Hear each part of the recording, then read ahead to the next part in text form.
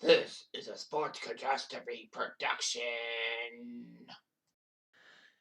Hey there, Heather, ho there. It's Jeff Cutter Diamond. Welcome you to another Sports Catastrophe Birthday Boy. And normally I do a birthday boy as someone who's actually living and all that. I've done birthday boys for April 17th. And remember, I have done it. This will be the 4th year that I've done a video on Sports Catastrophe about this stuff. Anyway, so Borje Salming was a legendary defenseman for the Toronto Maple Leafs. And the way he died was just so tragic and all that. Well, anyway, so Borje Salming was born in Salmi, Sweden, April 17th, 1951. So anyway, they're both were Swedish and all that. Well, the surname was Sari, but changed it to Salming after a village and all that. Salming had an older brother, Stig Salming, who played hockey for Sweden, well, Brynäs, in the Swedish league between 1968 and 1981, being Swedish champ 6 times. He was kind of indigenous Sami, because the Sami origin were an indigenous people of Sweden and all that. So he would always wear a traditional Sami pewter bracelet and all that. Regardless of that, he would be in Division Two hockey for 3 years until 1970, when he was credited with joining Brynäs in the top division, winning 2 league championships. The attraction came from the NHL's Toronto scout Jerry McNamara, who would soon be GM, was initially sent to investigate Inge Hammerstrom to bring him over to North America, but was more impressed by Salming. So May 12, 1973, Salming was signed as a free agent with the Leafs.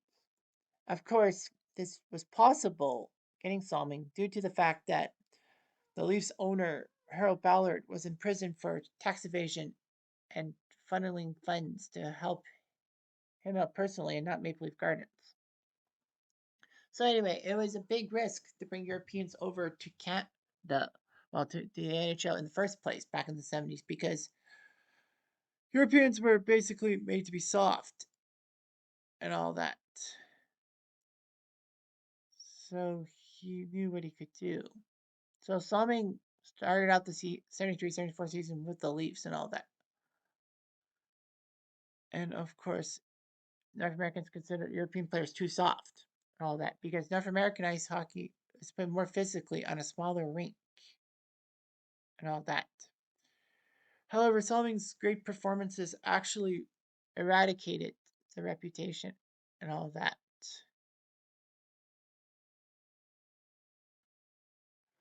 So anyway, Salming was a great player and all that.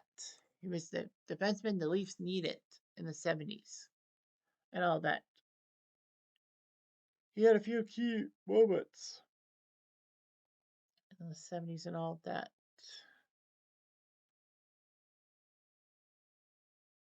So anyway, Salming was a legend. Playing for Sweden, the 72 and 73 World Championships, winning 2 medals. He was part of Sweden's team at the Canada Cup in 76, 81, 84, and did quite well and all that. So Salming did well, and he also represented Sweden at the 92 Olympics, which was shocking. Of course, the 76 Canada Cup had a game in Toronto with Sweden versus the US, and Salming got a massive standing ovation.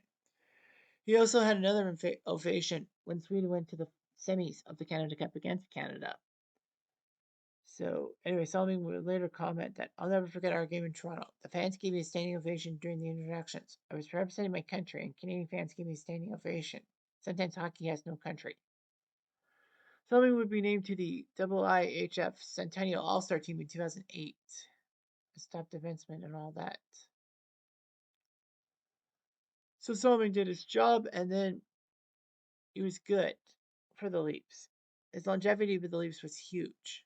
But in 1986, he was actually initially suspended for the entire season because he said in a Toronto newspaper that he used cocaine, quote, 5, 6 years ago, but not since, and I feel good about saying no. But then after realizing what Salming had meant and all that, they decided to cut the suspension to 8 games and a $500 fine. Well, later on in that 86 season, in November, in a game against the Red Wings, Salming was knocked down in front of the Leafs net, and Gerald Gallant,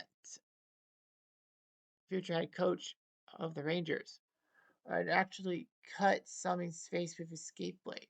The injury required facial cosmetic surgery that involved 200 stitches and went from ear to ear, if you will. Salming on January 4th, 1988, became the first European born and trained player to appear in 1,000 career NHL games. Of course, Stan Mikita got 1,000 games too, but Stan Mikita was not, his hockey career was basically in Canada after emigrating from the Czech Republic in the 1950s. Regardless of that, he was given a car that was driven authorized by his parents at good friend Inge Hammerstrom, who the Leafs picked up as well, alongside Salming, for the 73-74 season in a pregame ceremony. After 1989, he decided to play one season in Detroit with the Red Wings, which was shocking. He was a first team defenseman in 1977 and a second team in 75, 76, 78, 79, and 80, meaning how good that he was, being one of the top 4 defensemen in the league at the time. So Salming would play 16 years with the Leafs, putting up 768 points. He was known as the King and all of that. He played 1 year, 49 games for the Leafs, for the Red Wings, scoring 19 points, not making the playoffs because Detroit missed the playoffs. It would be the last time in more than 25 years that the Red Wings would miss the playoffs. Salming had 4 children, 2 with his first wife, Margita, and then 2 with his ex-partner, Katarina. His daughter, Bianca Salming, is a Swedish heptathlete, competing in the thing that had 7 events. Salming actually experienced a twitching motion in his muscles, which led him to exit an alumni game in March. In mid-July, he was diagnosed with ALS, or Lou Gehrig's disease, and he revealed this diagnosis to everyone. But he would have severe depression. Appearing in public in October 2022, for the first time since his diagnosis, Salming revealed that his condition had worsened. He couldn't speak, he could only use a computer for communication, and he required a feeding tube for meals. But despite his diagnosis on November 11, 2022, he made the trip to Toronto for the Leafs Hall of Fame induction weekend game, and it was part of an emotional pregame moment when he was introduced, and Daryl Sittler, captain and friend of Salming, would help Salming wave to the crowd. The following night, the Leafs honored Salming in their game against the Canucks with a pregame ceremony dedicated to the defender.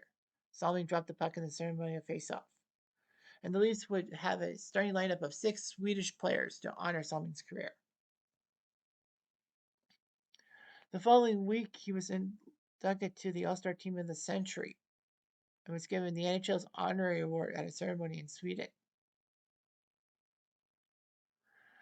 But unfortunately, 1 week after that, on November 24th, 2022, during U.S. Thanksgiving, Salming died at the age of 71. It made national headlines in Canada and Sweden and all that. The Leafs would wear commemorative shoulder patches in Salming's honor. The team would make donations to ALS research and all that. His mother, Corinne, had died just a month after Borje did. 1 year after his death, the Borje Salming Courage Award was established, given to the European NHL alumni who's been a positive influence in the community. Nick Lidstrom, was named to that thing. So anyway, yeah. Salming in 1996 was named to this Hockey Hall of Fame, being the first Swedish player to do so, and was part of the 100 greatest players in league history. The, the Leafs would retire his number 21. Well, his number 21 was honored by the Leafs in 2006. Because the Leafs did not really retire the jersey. The only numbers they retired were 5 and 6. But to mark the centennial season of the Leafs organization, all numbers that were honored would be retired. So his number 21 was formally retired. So he was a pretty good player. Twice he was named runner-up for the Norris Trophy for top defenseman. He does hold 6 NHL Leaf records: most career points by a defenseman, most career goals by a defenseman, most career assists by any position, most assists in a season by a defenseman, and plus minus. So that's what it was for Salming, playing in 1,148 NHL games, 150 goals, 787 points, 1,344 penalty minutes, and 81 playoff games. Not really getting far with the Leafs in any capacity, but trying his best. And that's all you could say about Borje Salming. He is an icon of icons. Anyhow, I'm Jeff Diamond. Adieu.